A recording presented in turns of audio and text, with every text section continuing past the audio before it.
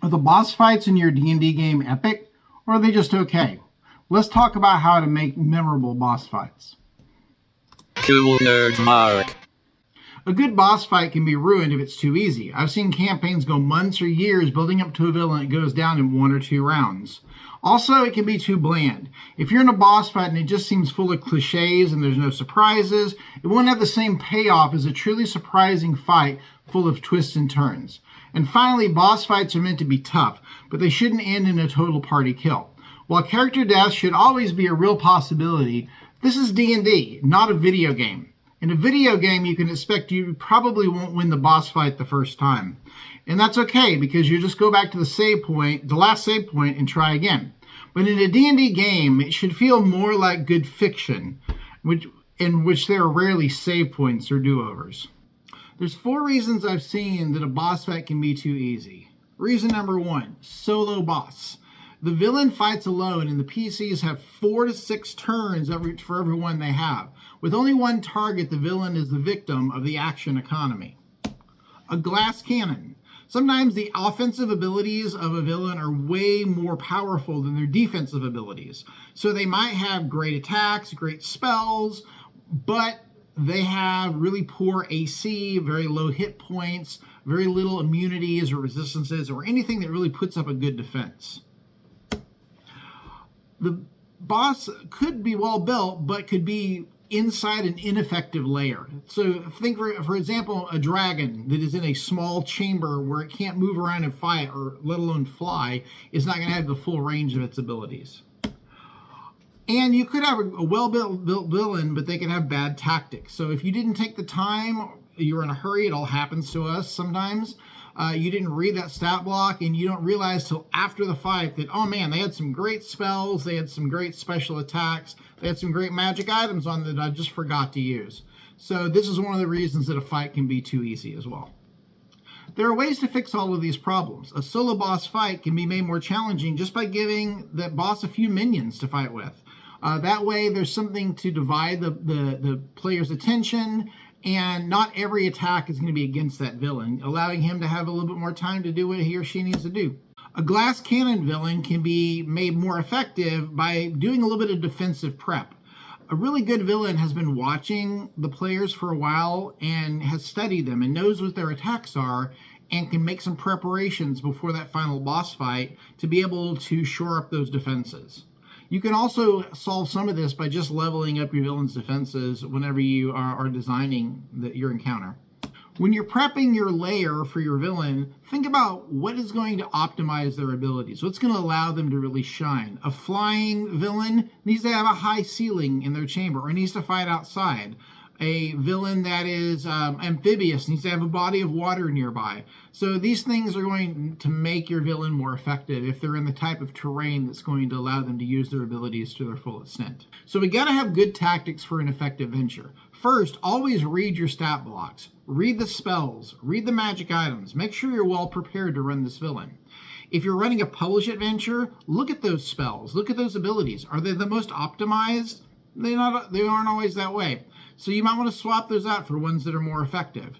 I like to use optimization guides. There's plenty of these that are written online, like RPG Bot, that are written for building effective PCs. But you can also use those for building effective villains, because you better believe your players are looking at optimizing their characters as well. So you always want to give that monster an even break in terms of building the best possible character and best possible opponent for your characters to fight. So what if your encounters are well balanced, but they're just kind of bland?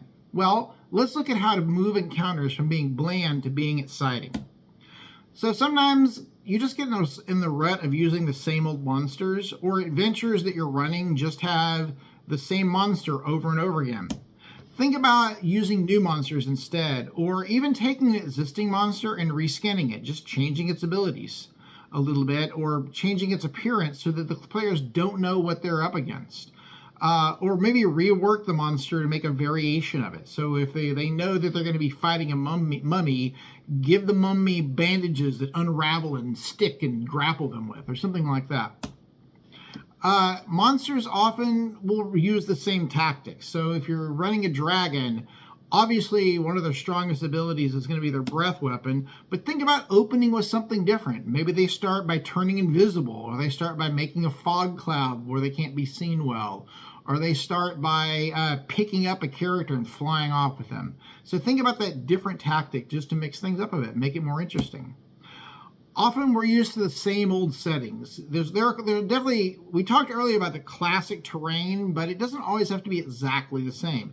You don't always have to fight a giant spider in a cave. What if it crawls out of a sewer and goes rampaging through town? It makes it a lot more interesting that way. And what about the same old behavior? Obviously, we think about certain monsters of always being bad and some always being good. What if they act in a way that you don't expect them to act?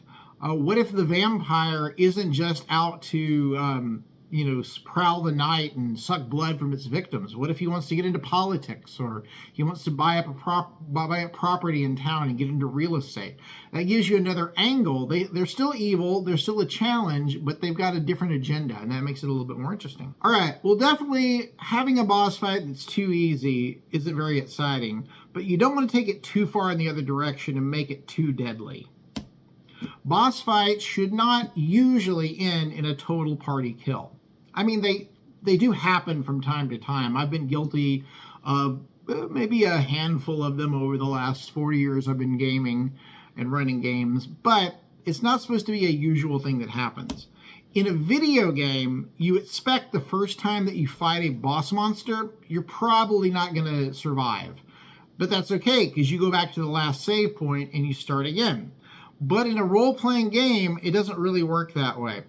The fight should be scary, but not completely deadly to every single player. You might have one or two that go down, and later on, they have to make a couple of death saving throws. Later on, they get revived. That makes it feel like there's real stakes in the fight. That makes it feel really exciting, like they could lose. But your goal as a GM is not for your players to lose. Your goal is for them to think they almost lost, and that's exciting. If you have 3 or more players go down in a fight, it stops feeling exciting and starts feeling frustrating. It starts feeling like the players don't really have a chance, that the game isn't fair, that it's not an exciting adventure, it's a frustrating one, and you don't want to end up that way. You want it to feel challenging, you want it to feel scary, you want them to be on the edge of their seat, but you don't want them to feel like you've pulled the rug from underneath them. So, to summarize, an epic boss fight should feel challenging. It should feel like a fight and last long enough to matter. It should feel unique. There should be at least one thing about it that you and the players find to be new. It should be fair. It should be winnable. A good fight should be. A good fight should be winnable. And it should be a conclusion. It should feel like the conclusion to an adventure, like everything is led up to this moment, and that gives it that satisfaction of being a satisfying ending. I want to talk about one of the best boss fights that I ever ran. I didn't create this adventure. It was already built as a great boss fight, and I just felt like it really was pulled off well in the campaign when I run it, and that is in the Pathfinder First Edition Adventure Path, Rise of the Runelords. A classic adventure I'm sure some of you heard of, if not played in. So, was it challenging? Yes.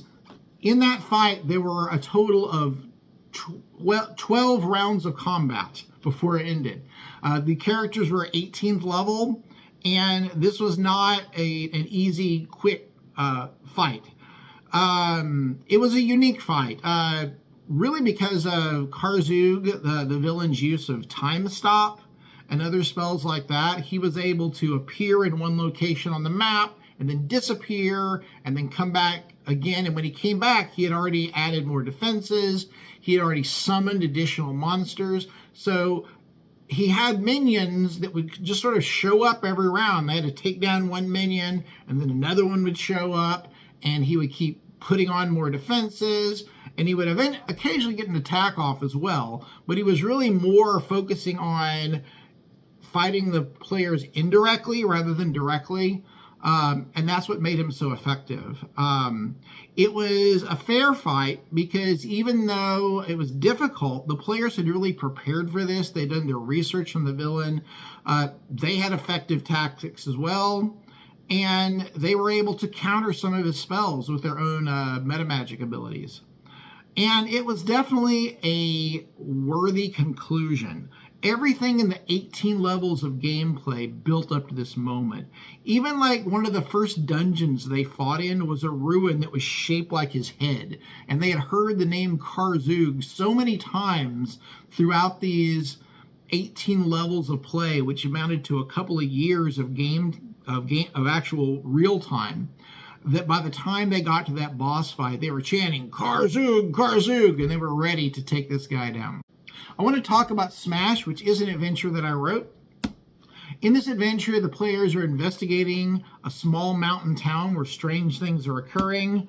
The townsfolk are mutating into monsters and rampaging through town. And there's something in the waters of the holy fountain in the park in the middle of town.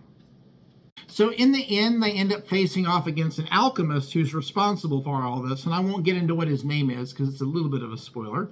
But the final boss fight has a lot of layers that make it really interesting. It's an interesting underground location.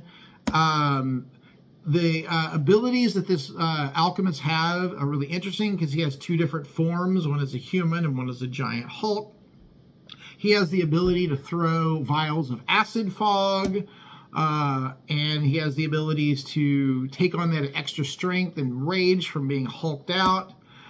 He has another ability where he can release a nauseating cloud. And when I ran this adventure for my test group, we had the two different clouds in different layers. So as soon as they were running out of the acid fog, they were running to the other fog that was nauseating them. And there was a lot of weird confusion going on that made what would have just been a really quick solo boss fight, turn into something a lot more epic.